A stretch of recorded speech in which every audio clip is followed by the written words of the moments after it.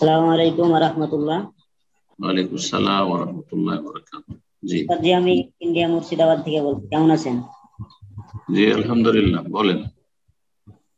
বলছি যে আমাদের এখানে একজন কাদিয়ানি হয়েছে আলেম থেকে, তো ওর উপর থেকে যে কোনো নিষেধাজ্ঞা করা হয়েছে, কিন্তু ওর জামাই আছে। ওর জামাই মানে ভালো ছেলে, নামাজ পড়ে সবই করে, কিন্তু আমাদের এখানকার লোকে বলছে যে ওর জামাই যেহেতু ওর বাড়ি যেতে পাবে না, খেতে পাবে না। তারপরে আপনার ওকে মানে ওর দুটো বাচ্চা আছে, তো ওরা যাচ্ছে, ছোট ছোট বাচ্চা আছে, একদম কাছেই বাড়ি, তারা যাচ্ছে, তো বলছে যে ওর বাচ্চারা যাচ্ছে লেনদেন করছে, অতএব তাকে একামতও দিতে দেওয়া দেওয়া যাবে না, নামাজও পড়তে দেওয়া যাবে না, পড়াতে দিতে যাওয়া যাবে না, সেখানে আমাদের করণীয় কি? মানে জামাই হচ্ছে মুসলিম আর জি শ্বশুর জি হয়ে গেছে কাদিয়ানি, এই তো? জি জি। হ্যাঁ, জামাই মুসলিম, বেটি মুসলিম। কাদিয়ানের বাড়িতে হয়তো ওই জামাইয়ের ছেলেরা মানে নানার বাড়ি যাচ্ছে, এটাতে হ্যাঁ সমাজের লোকের আপত্তি, এই তো? বাধা নিষেধ। হ্যাঁ, বাধা নিষেধ। হম।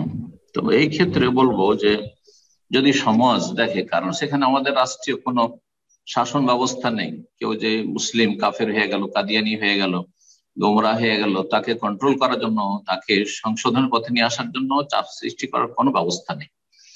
সুতরাং সামাজিক একটা বিচার সালিস বা সামাজিক ব্যবস্থা রয়েছে।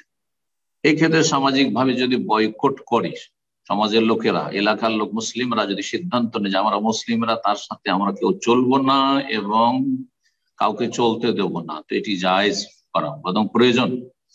নবী সাল্লাল্লাহু আলাইহি সাল্লাম তবুক যুদ্ধে যে তিনজন মুসলিম, তারা মুনাফিক ছিল, মুনাফিকদের মিথ্যা কথা তারা বলে তারা পার পেয়ে গিয়েছিল, ছেড়ে দিয়েছিলেন, অথচ জানছেন যে এরা মিথ্যুক মুনাফিক, তারপরে কোনো শাস্তি দেননি, পানিশমেন্ট করেনি, সামাজিক বয়কট করাননি, নবী সাল্লাল্লাহু আলাইহি ওয়াসাল্লাম বা করার নির্দেশ দেননি। কিন্তু এই তিনজন যারা খাঁটি সাহাবী কিন্তু যাবজাসি করে যেতে পারেননি, তাদের যাতে করে গুনাহ, দুনিয়াতে গুনাহ কাফারা হয়ে যায় আর তারা সতর্ক সাবধান হয়ে যায়, ওদেরকে দেখে অন্যরা সতর্ক সাবধান এরকম অপরাধ না করে, এই জন্য 50 দিন পর্যন্ত কাব বিন মালিক, মুরারা বিন রবি আর হেলাল বিন উমাইয়া, সহিহ বুখারীর হাদিস রয়েছে, তিনজনের সাথে বয়কটের নির্দেশ দিয়ে মদিনার মুহাজিরিন আনসার কি কোনো কথা নেই, তার সাথে চলাফেরা নেই, সালাম কালাম নেই।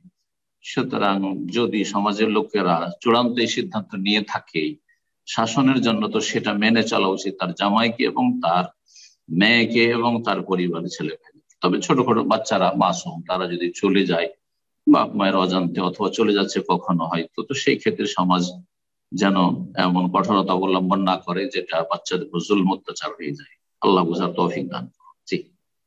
আল্লাহ হেদায়েত দান করুন এবং এই কাফের কাদিয়ানির অনিষ্ট থেকে আল্লাহ রক্ষা করুন মুসলিম।